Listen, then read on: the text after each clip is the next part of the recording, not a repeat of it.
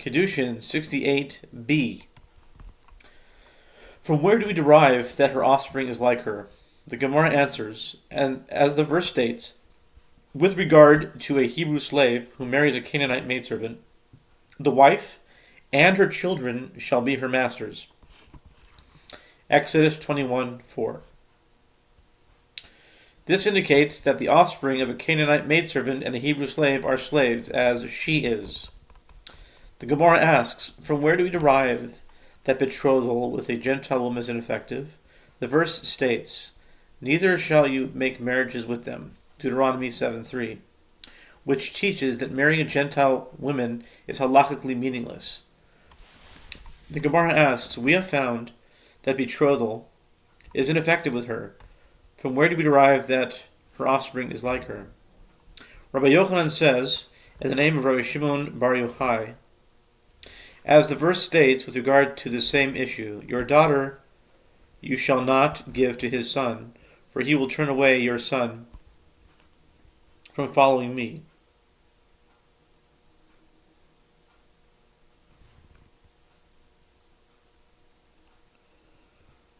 Since the verse is concerned after one's daughter marries a Gentile, the father will lead his children away from the service of God, indicates your son, in other words, your grandson, from a Jewish woman is called your son by the Torah, but your son from a Gentile woman is not called your son, but her son. Ravina said, learn from it that the son of your daughter, born to a Gentile, is called your son.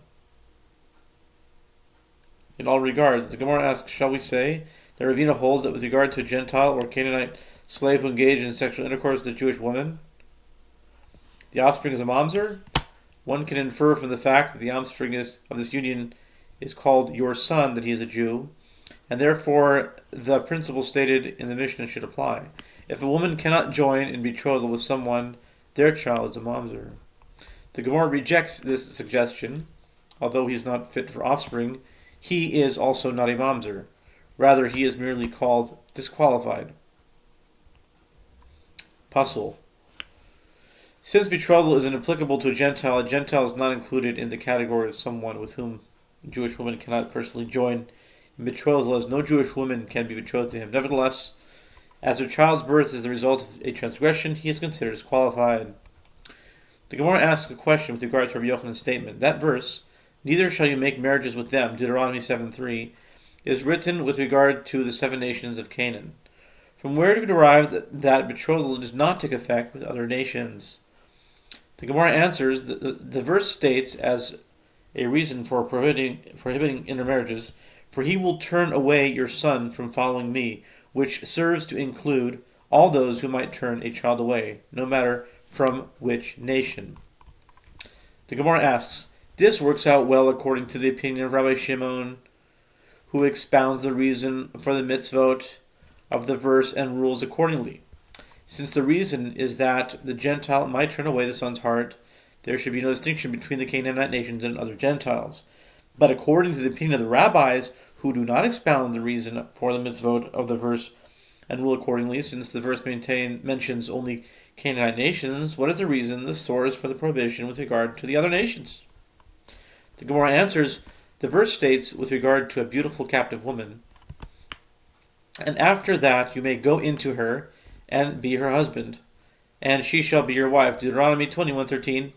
One can derive from here, by inference, that at the outset, before she became a Jew, betrothal would not take effect with her, despite the fact that he had already brought her into his house, and according to some opinions, had even engaged in sexual intercourse with her. The Gemara asks another question. We found a source for the halacha that betrothal is ineffective with her. From where do we derive that her child is like her?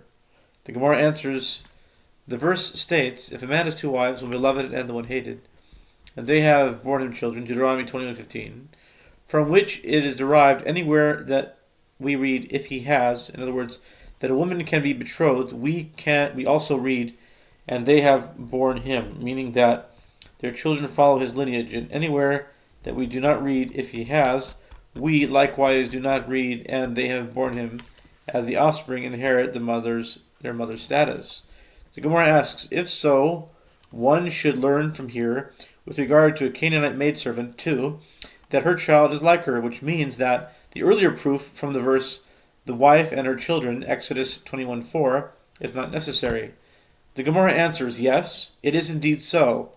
This source also teaches the halacha that the offspring of a maidservant is like her. The Gemara asks, but if so, why do I need the verse, the wife and her children shall be her masters? This verse apparently teaches nothing new with regard to the halachos of lineage.